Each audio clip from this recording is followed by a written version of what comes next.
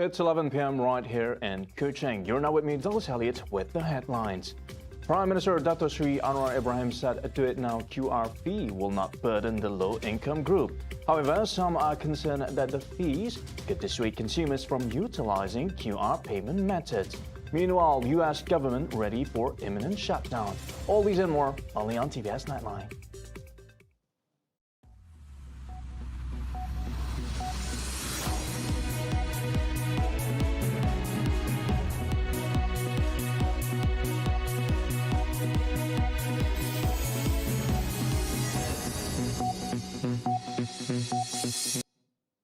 Good evening.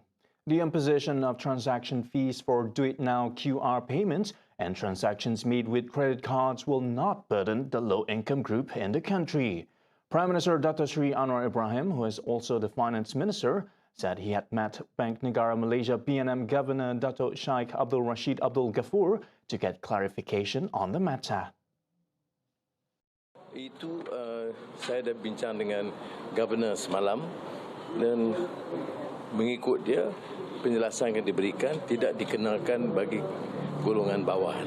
Yang penting tidak bebankan golongan pendapatan rendah dan menengah. On Thursdays, Payment Network Malaysia's SEBAUH confirmed that a transaction fee will be imposed on vendors for payments received through the DUITNOW QR platform and transaction conducted with credit cards effective November 1st, 2023. However, the 50-cent fee will be charged for transactions exceeding 5,000 ringgit, involving peer-to-peer fund transfers from one personal QR to another personal QR, not payments to merchants. When asked about the abolishment of the fee, Anwar said the matter should be handled by BNM. The U.S. government on Thursday began notifying its workers that a government shutdown appears to be imminent, which could see millions of federal employees working without pay and military personnel being sent home. If no consensus is reached by Sunday, funding for much of the federal government will expire at midnight on Saturday or Sunday noon in Malaysia time, threatening disruptions to everything from air travel to benefit payments. The standoff has been triggered by a small group of hardline Republicans who have pushed back against short-term funding deals, while Congress tried to resolve a broader deadlock over calls for deep spending cuts. In a shutdown, hundreds of thousands of federal workers will be furloughed without pay, and members of the military and other employees who are deemed to be essential will continue working without a paycheck.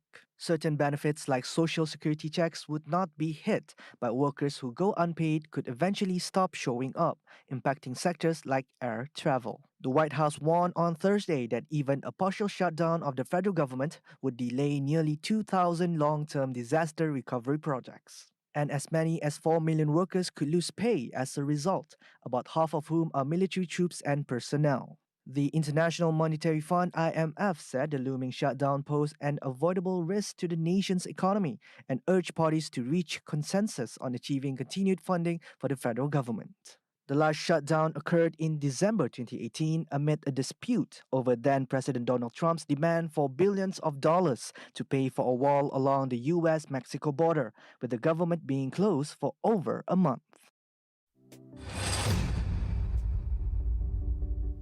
A new contractor has been appointed to complete the remaining works for the critically delayed and sick SEBAUH Bridge project.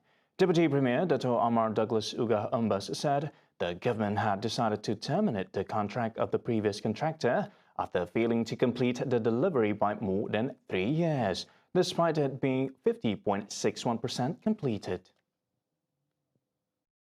The new contractor, Hartanah Construction and Development Sdn Bhd, had been given 2 years, or by 2025 or earlier, to complete the remaining works on the 89 million ringgit project. Ugah, who is also the Minister of Infrastructure and Port Development, said his ministry is now monitoring closely the construction of 11 bridges in the coastal and second trunk road projects, with most projects progressing well with just minor issues. UGA once again reminded the contractors to deliver as per schedule so as to contribute to the state's economic growth, and stressed that the government will not hesitate to terminate the contract owing to the fact that the people place high expectations of the projects to be completed on time. Adding that if the projects are delayed, the people will only criticize the government, its agencies such as the Public Works Department and the area elected representatives. Meanwhile, UGA noted that there are 32 critically delayed projects currently in the state, down from 104 projects previously, with 10 projects being state-funded.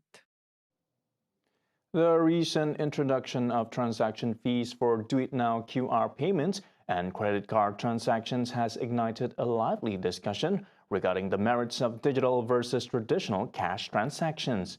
While the operator Payments Network Malaysia Sdn Bhd or PayNet clarified that these fees are neither new nor additional, many voices in the community argue that they will place an undue burden on both consumers as well as merchants.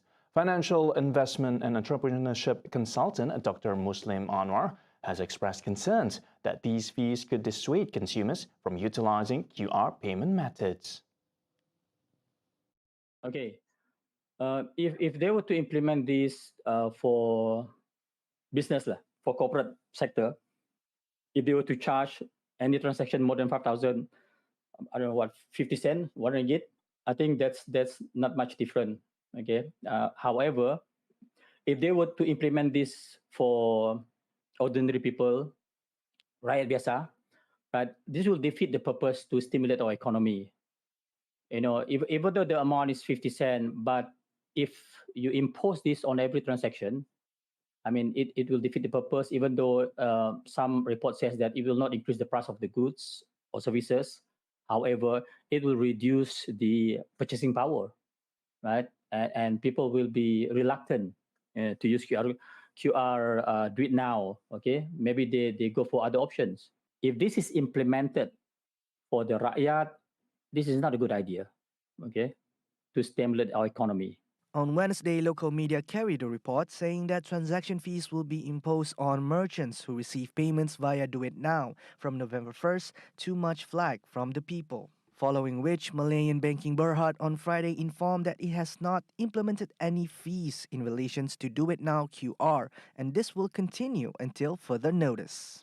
Aside from Maybank, Public Bank on Thursday said it would waive the DUITNOW QR charge indefinitely, while CIMB said it would waive the charge until the end of the year.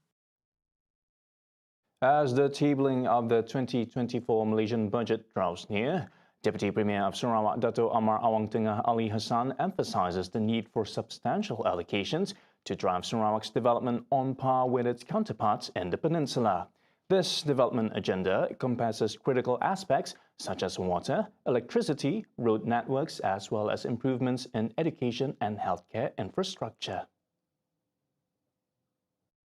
Supaya Sarawak dapat diberi peruntukan yang lebih besar untuk kita melaksanakan kemudahan-kemudahan yang diperlukan seperti jalan raya, jambatan, bekalan elektrik, bekalan air, sistem telekomunikasi, dan kemudahan-kemudahan yang lain, termasuk infrastruktur pendidikan, infrastruktur kesehatan. Ini adalah penting sebab kita tahu banyak sekolah-sekolah dalam keadaan ini. Begitu juga infrastruktur kesehatan.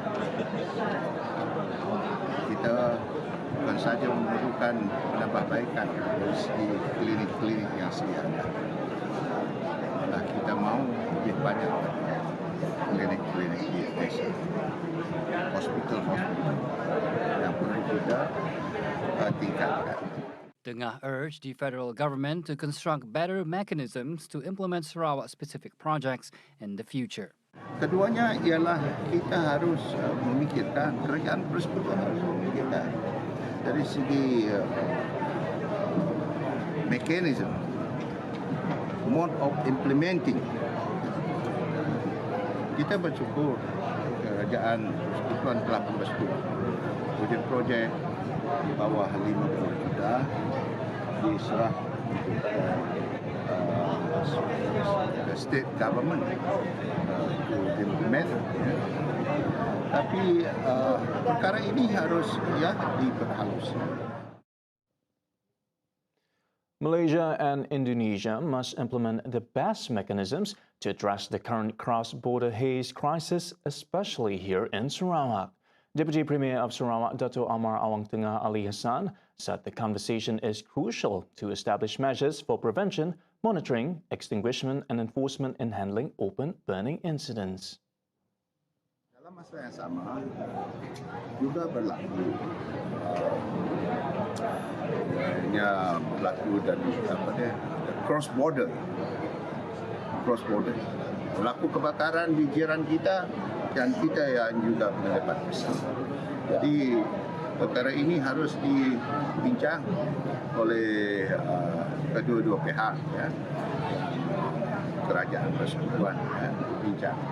Dan, supaya kita dapat mencari jalan bagaimana untuk mengelak keadaan ini berlaku.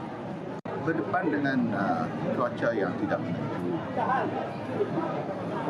Jadi kita harus berhati-hati dan jangan elakkan kegiatan-kegiatan yang membuat pembakaran secara terbuka itu harus kita elakkan. Kerana kesannya begitu buruk, ya, jika kita tidak kawal.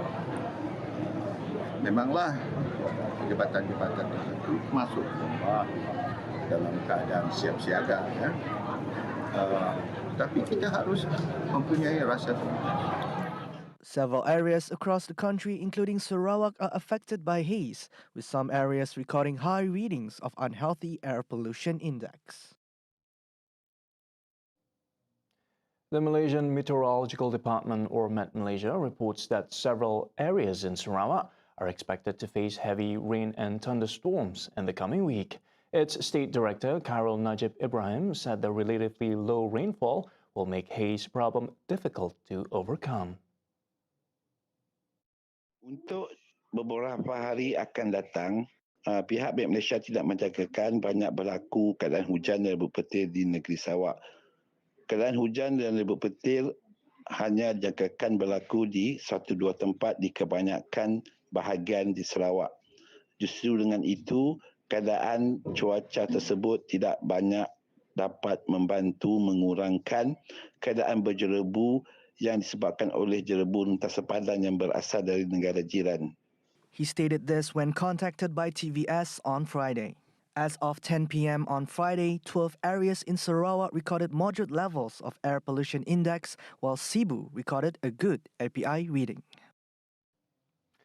Tonight, millions of Chinese community worldwide celebrate the Mid-Autumn Festival. Here in Kuching, thousands of visitors flock to Batu Kawah Old Bazaar to revel in the celebration. And for that, we have our reporter Geraldine Chan to paint us the atmosphere at the event. Take it away, Geraldine. Yes, Douglas, I am now at Batu Kawah Old Bazaar for the Mid-Autumn Festival, which is celebrated tonight in grand occasion. From what I observed earlier, hundreds of people from different races and backgrounds come together and participate in the lantern walkabout and enjoying the local food. And there's one special occasion that is happening tonight, which is the Bai Yue Lao in Mandarin, which refers to the traditional god of love and marriage, also known as Elder from the Moon in Chinese folklore. Where single men and women who come here tonight at Guanglong Temple, Batu Kawah Old Town to get the blessings. And to receive Yue Lao's blessing, all you need to do is use a red string provided by the temple and say a little prayer before hanging this string around his neck. It is understood that the number of visitors for the Mid-Autumn Festival at Batu Kawah Old Bazaar is increasing every year. This year, the number of stalls operating at the festival has also increased 230 compared to at the last year, which marks a 60% increase. And for your information, the Batu Kawah Old Bazaar Mooncake Festival is running until Sunday, 1st of October, meaning there are 2 more nights to go. So for those who have yet to visit the festival, make sure you drop by and enjoy the Chinese traditional celebration. That's all from me, Geraldine Chan, and videographer Muhammad Rafiq, reporting from Barugawa Old Town. Back to you in the studio. Thank you, Jordan from Batukawa. Right, coming up after the break, Fire Dragon comes to life in Hong Kong. Don't go anywhere, we'll be back.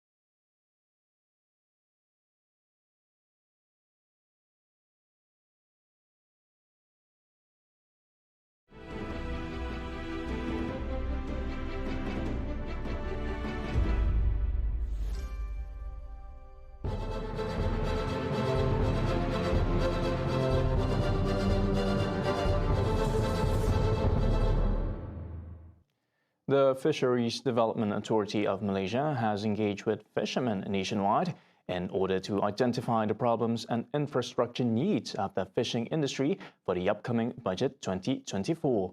Its chairman, Muhammad Faiz Fadzil, informed that he has visited 23 fishing communities, thus allowing for enhancement to be made for their safety and comfort. He also noted that the facility is important as it can also help the government with sufficient food supply, especially fishery products. Therefore, LKIM has approved an allocation of 14.6 million ringgit for the upgrade of fisheries infrastructure such as the LKIM complex and fishing jetties all across the country. Out of the total, 10.6 million ringgit was approved to upgrade or improve facilities at the LKIM complex, 2 million ringgit to upgrade and improve fishing jetties facilities, and another 2 million ringgit for jetty construction. He also mentioned that up to this point, LKIM has directed a fund of 2 million ringgit, providing fishing equipment aid to 1,200 fishermen across 23 locations nationwide. The Work Ministry has requested an increase on allocations in the budget 2024 to focus on roads and highways maintenance nationwide. Its Minister, Dato Sri Alexander Nantalinggi, emphasized its importance as to ensure the quality of the infrastructure is always at the best level and meets international standards. Nanta said this to reporters after officiating the toll collection system at the Lok Yew Toll Plaza on the Sungai Besi Expressway on Friday. He also clarified that the ministry has requested more allocations for the maintenance project, and although they might not get the full 100%, they're expected to increase at the least, as there are many works that cannot be carried out due to financial constraints. Nanta expressed his high hopes that the Ministry of Finance would greenlight the allocation needed as he would support the Works Ministry's My Jalan campaign.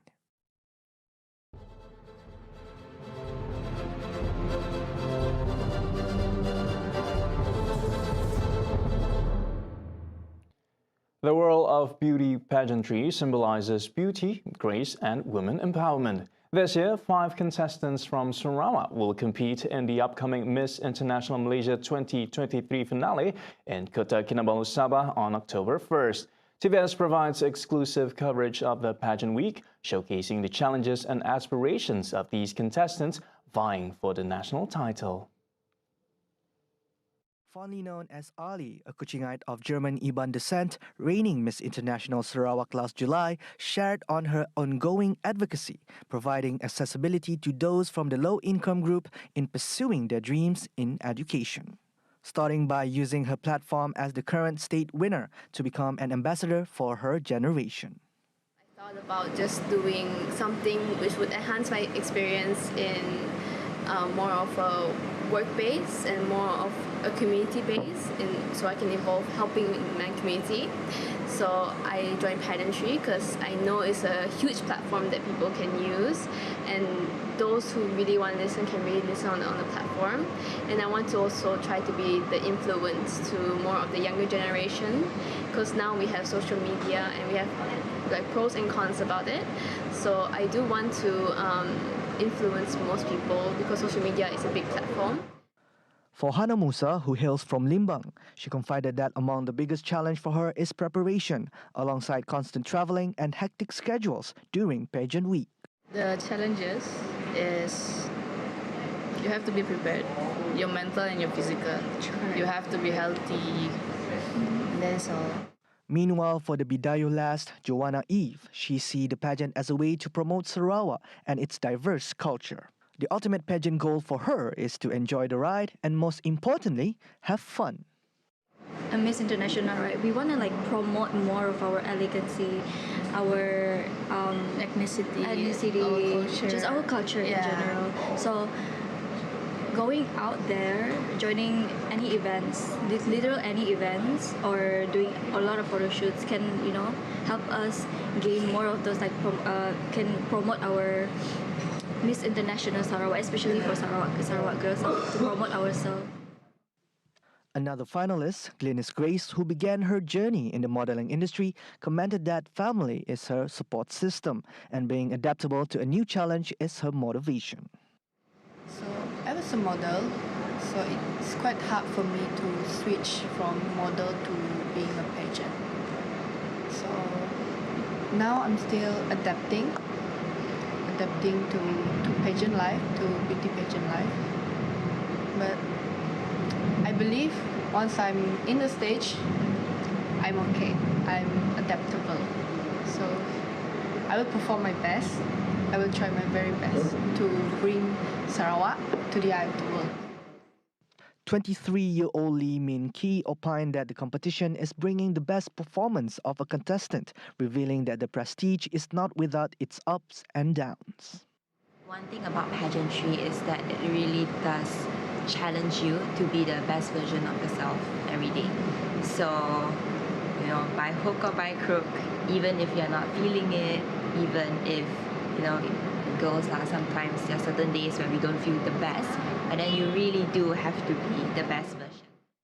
JC Yong, a state basketball player, made her debut in the world of beauty pageants and shared that her participation in Miss International Malaysia served as a stepping stone to challenge stereotypes associated with athletes. Prejudice against the athletes. I want to prove them we all can. We are not only good in sports, but we also can good in social, good in academy, and we have the strong mental. And yes, we can beauty appearance and also inner beauty. 20 finalists, consisting of 7 from Sabah, 8 from Peninsular Malaysia, and 5 from Sarawak, have been selected to compete in this Miss International Malaysia 2023 finale. The crowning ceremony will take place at the Sabah International Convention Center, SICC, and the winner will go on to represent Malaysia on the international stage in Tokyo, Japan.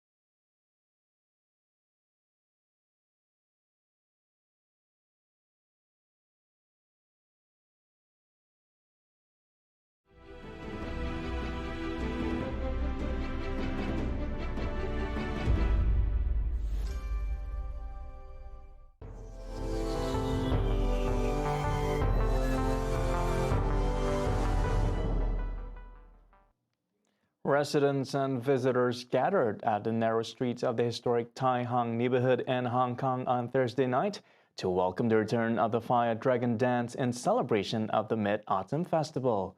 The centuries-old tradition, part of the National Intangible Cultural Heritage, came back to life after a 4-year hiatus. The 67-meter-long creature was constructed using rattan branches, bamboo and pearl grass. It was decorated with approximately 12,000 burning incense sticks, which were carried by 300 performers, accompanied by the sounds of drums and gongs. 其實今日心情好開心啦，因為呢個係已經係4年翻嚟㗎，18年之後就冇再開始過啦。咁而家係好興奮，咁啊過咗一個啱啱行咗轉啦。作為參加者咧，你其實見到好多嘅，即係又唔係傷痕，但係好多有血有汗嘅一個經歷咁樣咯。咁啊，作為香港文化遺產，其實係可以喺中間係好開心。For over 140 years, the Tai Hang neighborhood has upheld this tradition, which began as a way to ward off the plague after a typhoon and has since become an iconic Mid-Autumn Festival celebration event in Hong Kong. 火龍相傳咧就1880年開始嘅，當時大坑咧就發生咗瘟疫，菩薩報夢咧就話俾我哋聽，我哋要製作一條火龍出嚟咧，喺中秋前後咧就要繞穿一周，咁作為係驅瘟疫嘅用途嘅。咁自此之後當然啦，嗰個瘟疫咧就舞完火龍就驅除咗啦。自此之後咧，到而家我哋一路都 keep 住呢個歷史啦。For visitors, the century-old tradition was a fascinating experience to witness in person. I don't know if it's always like this or it's because it was gone for so long as well. But yeah, it's just rich and alive, and also seeing people like from their balconies looking down as well. Like it's like Hong Kong is united to watch. The dance started at 8:15 p.m. and lasted for about 2 hours. The Mid-Autumn Festival falls on Friday, with final performance to be on Saturday.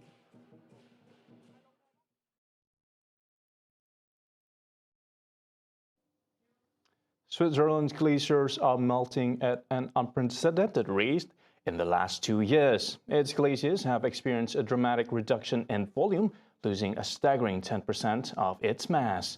Matthias Hirsch, leader of the Glacier Monitoring Switzerland, or GLAMOS, said that they have lost as much ice in 2 years as in the 3 decades before 1990. In this year, glaciers in Switzerland have lost more than 4% of their remaining volume. Last year, it was 6%. So combined, in these 2 years, glaciers have lost 10% of their volume. And this is the same as glaciers have lost in between 1960 and 90. This year, low winter snowfall combined with an early start and a late end to the summer melt season dealt heavy losses to such environment. For glaciers, this of course led to very strong melting during that days. It was not the only reason for the strong glacial loss, but it shows that glaciers are melting up to the highest levels in the European Alps. And if this continues in the future, which is very likely, it is really possible that we are going to see an almost complete disappearance of glaciers in the Alps. Due to the melt, GLAMOS has to cease monitoring in some places of the mountain. Addressing this issue necessitates global efforts to combat climate change, reduce greenhouse gas emissions, and transition to renewable energy sources. Therefore, Switzerland and other nations must also implement adaptation strategies to cope with the inevitable changes already set in motion.